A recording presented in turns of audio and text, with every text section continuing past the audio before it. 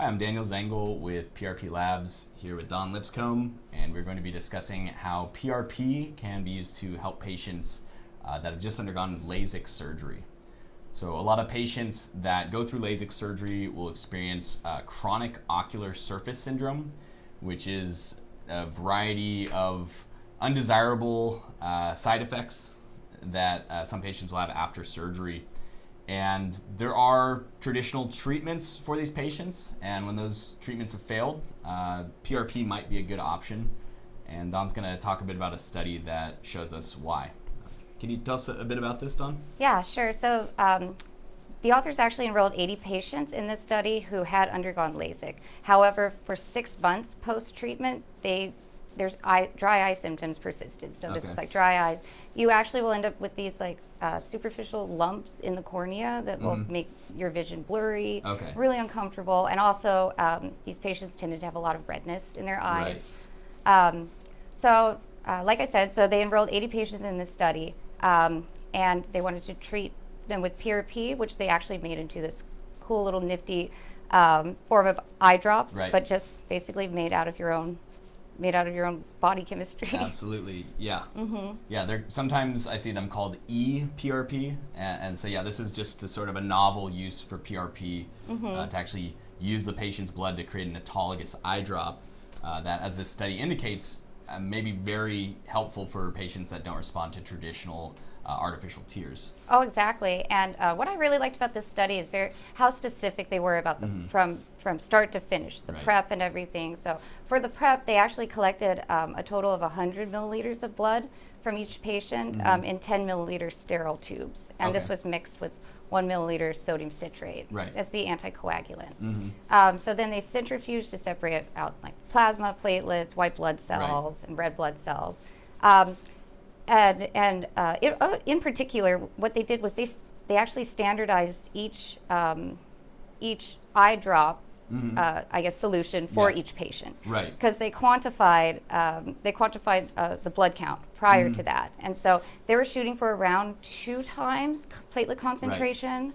And we were actually discussing this beforehand. Maybe they were doing 2x because they ended up actually having the patient self-administer the eye drops 6 times a day for 6 weeks. Right, so. Yeah, and that's something that's interesting about this application of PRP is this is so vastly different from using PRP for a bone graft or using PRP to help a tendon heal with an injection. What we're talking about is actually making an eye drop that patients are dropping in their eyes. Exactly. So, I mean, anything we've seen before as far as platelet concentrations, in a lot of these studies that are done in vitro or in vivo, we're seeing that high concentrations of PRP tend to get better results. And by high concentrations, that could be 5 times, 7 times, or even more in some cases. But with eye drops, this is the only study I've ever seen that was really well done with PRP and eye drops. And they stuck with 2 to 2.5 times platelet concentrate, and that seemed to work very well in this study. And it totally makes sense too. Once you take out all the red blood cells and white blood cells, it's not only serving as a lubricant, but you're also getting those great growth factors and everything in there. And as the results show, actually, it seemed to really work. So 85% of the patients that actually had the dry eye symptoms experienced, I think it was a full recovery by the end, or close to it. Significant improvement. I mean, because we did see the study indicates there's a 95% patient satisfaction rate, and like you said, 85% reduction or improvement in dry eyes. And again, this is patients who had not seen improvement for 6 months. Exactly, and this was after 6 weeks then. So that's what, a month and a half. Like, that's pretty incredible. And then back to relating to sort of this cloudy vision. So there's something called superficial punctate keratitis. And so this is like little fat deposits and dead cells that form on your cornea, basically. And so is this those lumps you're talking about? Yeah, the lumps that form. And so basically, I think it was 89.6% of patients actually experienced improvement in that. And the way that they determined that was through something called a corneal fluorescence staining. So basically, they put a little bit of orange dye in in the eye and then blot it with a piece of paper, and then Right. they can look at that under a microscope and Right. then see what the status is, Yeah. basically. So this is sort of a test that you can quantify. Right. You can actually scientifically quantify it. And Right. It's not just a questionnaire, Exactly. you know. So. Right. Yeah, and that's like you said. The study was very thorough. They not only did they measure patient satisfaction, they're looking at how much the redness symptoms improved, how much dryness improved, and then I already forget the name of this.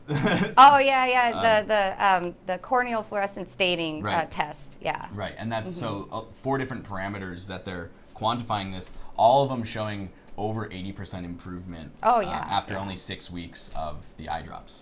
And you know what? From a biological standpoint, this makes sense, right? Like with normal eye drops, you're just trying to lubricate the eye, just give it some extra moisture so that these very, very frustrating symptoms don't persist. Right. However, with this, so it's thought that the growth factors that are actually present in the platelets are involved in the proliferation, migration, and differentiation of corneal epithelial cells. So Right. these are the cells that are actually going to go down and lay a new foundation, like heal up any of these lumps, clear Right. that out. Right. So then you're going to actually get full restoration of the cells that are supposed to be there, Right.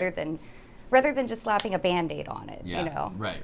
Like the artificial tears, clearly that's just trying to lubricate things, allow your body to heal at using its own mechanisms.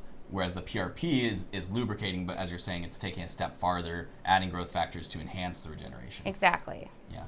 Well, thank you, Dawn, for breaking this Thank down you. with us. Seems like a very promising approach to help LASIK patients. So yeah, we're going to be back with some more videos today. Stick around, and we'll have another one coming up in just a few minutes.